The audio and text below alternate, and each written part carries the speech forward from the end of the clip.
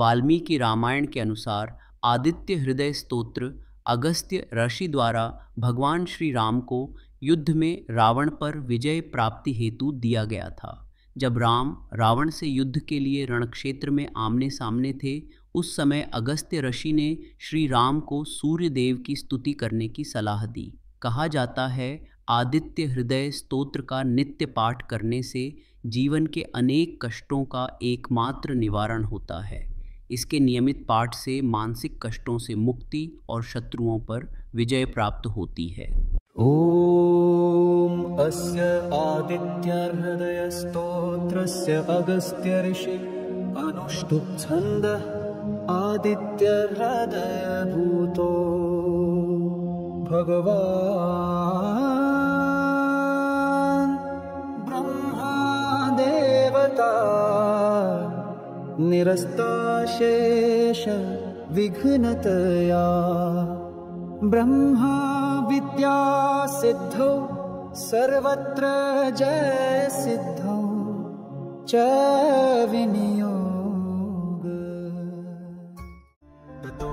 युद्ध परिश्रान्तं समरे चिन्तया स्थितं रावणं चाकृतो दृष्ट्वा युद्धाय समुपस्थितं दैवतैश्च समागम्य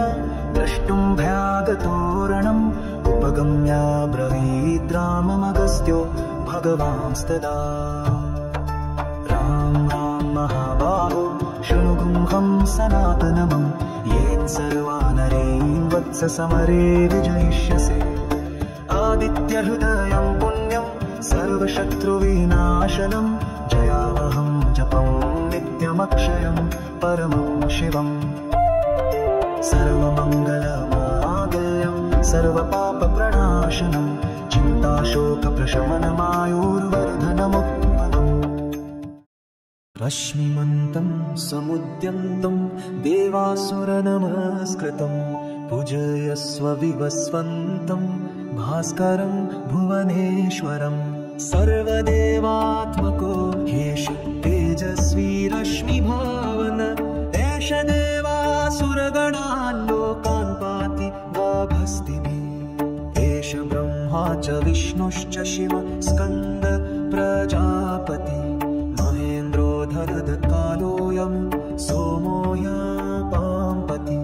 पितरो वसवसाध्याश्विनो मरुतो मनु वायुरवहिन प्रजा प्राणऋतुकर्ता प्रभाकर आदित्य सविता सूर्यथः पूषागाभस्तिमान् सुवर्णसदृशो भानुर्हिरण्यरेता दिवाकर हरिदश्वसहस्रार्चि सप्तसप्तिर्मरीचिमान् तिमिरोन्मथन शम्भुस्त्वष्टा मार्तण्डकोऽनुषुमान् हिरण्यगर्भ शिशिरस्तपनो हस्करो रवि अग्निगर्भोदिते पुत्र शङ्ख शिशिरनाशन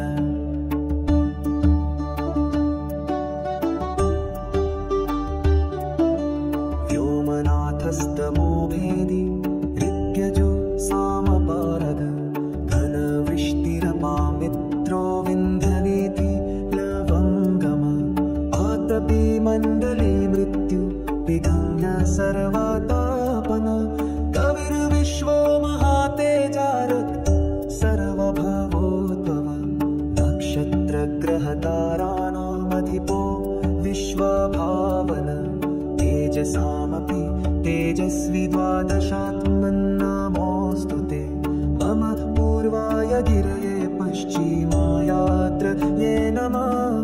ज्योतिर्गणानां पतये दीनाधिपतये नमः जयाय जयभद्राय हरियश्वाय नमो नमः नमो नमः सहस्रांशो आदित्याय नमो नमः नमः उग्राय वीराय सारंगाय नमो नमः नमः पद्मप्रबोधाय प्रचण्डाय नमोऽस्तुते ब्रह्मेशानाच्युतेशाय सूराय दित्यवर्चसे भास्वते सर्वभुक्षाय रौद्राय वपुषे नमः तमोघ्नाय हिमघ्नाय कृष्णायामितात्मने कृतघ्नघ्नाय देवाय ज्योतिषां पतये नमः तप्तचामीकराभाय हस्ये विश्वकर्मणे नमस्तमोऽभिनिघ्नाय रुचये लोकसाक्षिणे नाशयत्येष वैभूतं तमेव सृजति प्रभुः पायत्येष तपत्येष वर्षत्येष गभस्तिभिः एष सुप्तेषु जागर्ति भूतेषु परिनिष्ठितः एष चैवाग्निहोत्रं च फलं चैवाग्निहोत्रिणां देवाश्च कृतवश्चैव क्रतूनां फलमेव च यानि कृत्यानि लोकेषु सर्वेषु परमप्रभुः